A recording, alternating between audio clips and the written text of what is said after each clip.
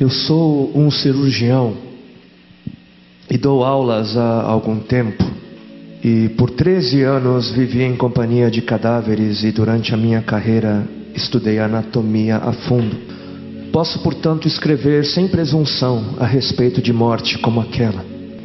Jesus entrou em agonia no Getsemane e seu suor tornou-se como gotas de sangue a escorrer pela terra.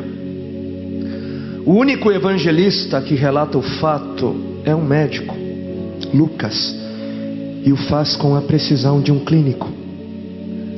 O suar sangue ou hematidrose é um fenômeno raríssimo. É produzido em condições excepcionais. E para provocá-lo é necessário uma fraqueza física, acompanhada de um abatimento moral violento, causado por uma profunda emoção, por um grande medo.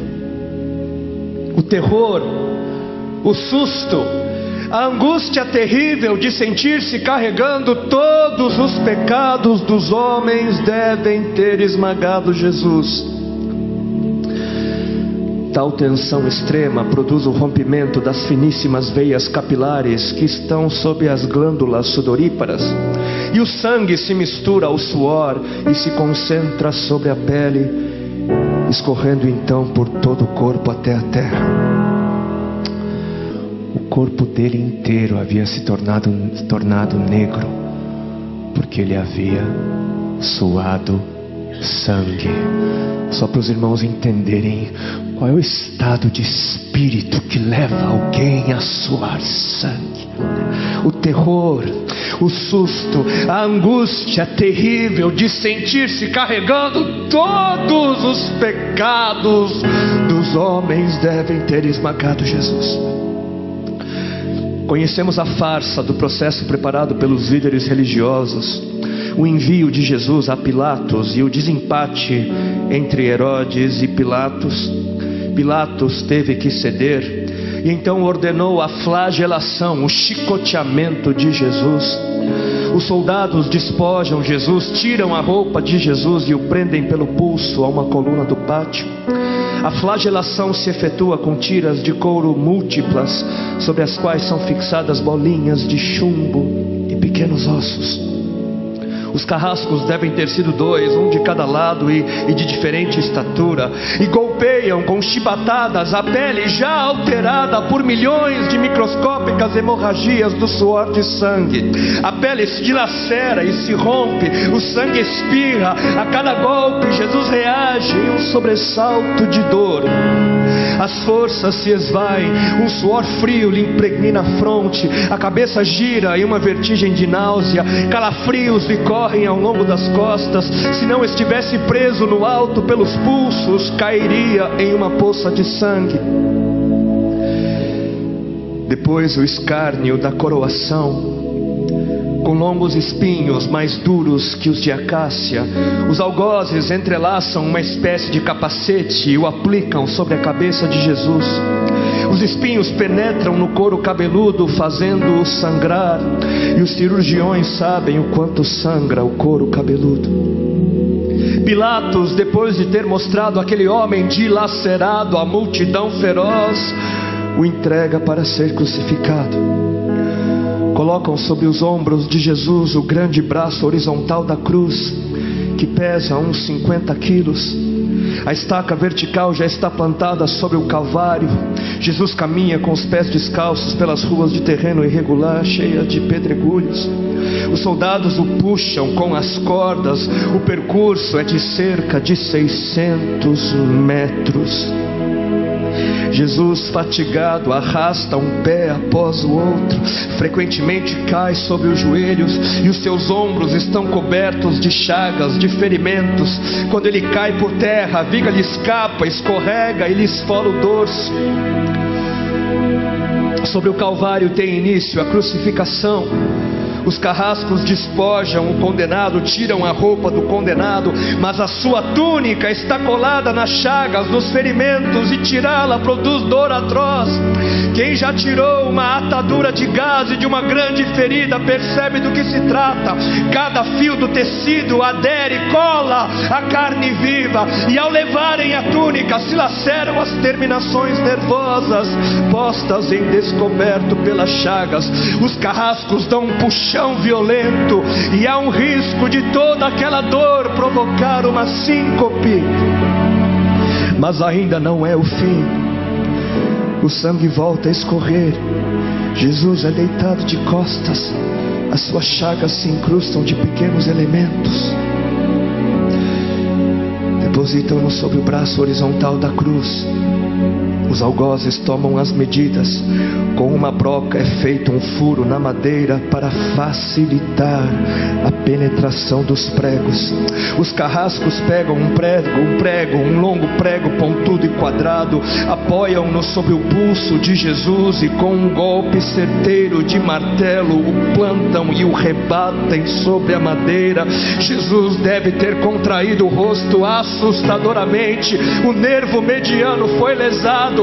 Pode-se imaginar aquilo que Jesus deve ter provado: uma dor lancinante, agudíssima, que se difundiu pelos dedos, espalhou-se pelos ombros, atingindo o cérebro.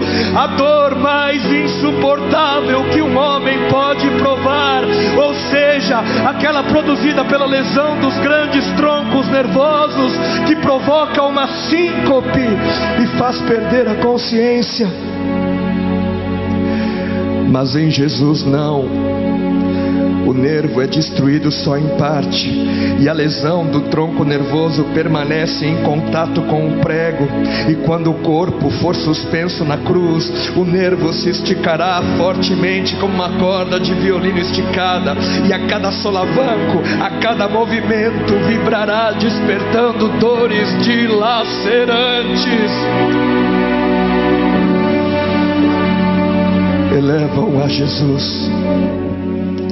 Os ombros da vítima esfregam dolorosamente sobre a madeira áspera. As pontas cortantes da grande coroa de espinhos penetram o crânio. A cabeça de Jesus inclina-se para a frente, uma vez que o diâmetro da coroa o impede de apoiar-se na madeira. Cada vez que o mártir levanta a cabeça, recomeçam pontadas agudas de dor. Pregam-lhe os pés. Ao meio-dia, Jesus tem sede. Não bebeu desde a tarde anterior e estava desidratado pela perda de tanto sangue. Seu corpo é uma máscara de sangue. A boca está semiaberta e o lábio inferior começa a pender. A garganta seca lhe queima, mas ele não pode engolir. Tem sede. Um soldado lhe estende sobre a ponta de uma vara uma esponja com bebida ácida de uso entre os militares. Tudo aquilo é uma tortura atroz. De repente, um estranho fenômeno se produz no corpo de Jesus. Os músculos dos braços se enrijecem em uma contração que vai se acentuando, os bíceps esticados e levantados, os dedos se curvando. É como acontece a alguém ferido de tétano, a isto que os médicos chamam de tetania. Quando os sintomas se generalizam, os músculos do abdômen se enrijecem em ondas imóveis. Em seguida, os músculos entre as costelas, depois os do pescoço e finalmente os músculos respiratórios se enrijecem. A respiração se faz pouco a pouco mais curta. O ar entra, mas não consegue mais sair. Jesus respira com o ápice dos pulmões. Tem sede de ar como um asmático em plena crise. Seu rosto pálido pouco a pouco se torna vermelho, depois se transforma num violeta purpúreo. Jesus é envolvido pela asfixia. Seus pulmões cheios de ar não podem mais esvaziar-se. A fronte está impregnada de suor, os olhos saem fora de órbita. Mas de repente algo acontece. De repente algo acontece. Lentamente, com um esforço sobre-humano, Jesus toma um ponto de apoio sobre o prego dos pés. Ele esforça-se a pequenos golpes, se eleva, aliviando a tração dos braços. Os músculos do tórax se distendem, a respiração torna-se mais ampla e profunda, os pulmões se esvaziam e o rosto recupera a palidez inicial. Mas por quê? Por que este esforço? Por quê? Porque Jesus quer bradar: Pai, perdoa-lhes porque não sabem o que fazem. E logo em seguida o corpo de Jesus começa a afrouxar-se de novo e a asfixia recomeça. Foram transmitidas 7 frases pronunciadas por ele na cruz, e cada vez que quer falar ele deverá elevar-se, tendo como apoio o prego dos pés. Inimaginável! Atraídas pelo sangue que ainda escorre e pelo coagulado, enxames de moscas unem ao redor do seu corpo, mas ele não pode enxotá-las. Pouco depois o céu escurece, o sol se esconde, de repente a temperatura diminui. Logo serão 3 da tarde, e depois de uma tortura que dura horas e horas, todas as suas dores, toda a sua sede, todas as cãibras, toda a asfixia, todo o latejar dos nervos medianos lhe arrancam um lamento: Deus meu, por que me desamparaste?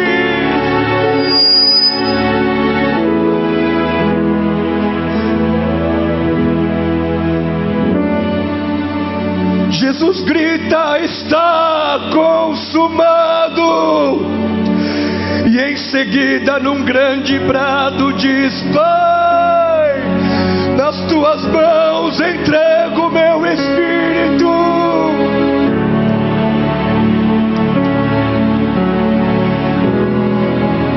E morreu no meu lugar e no seu.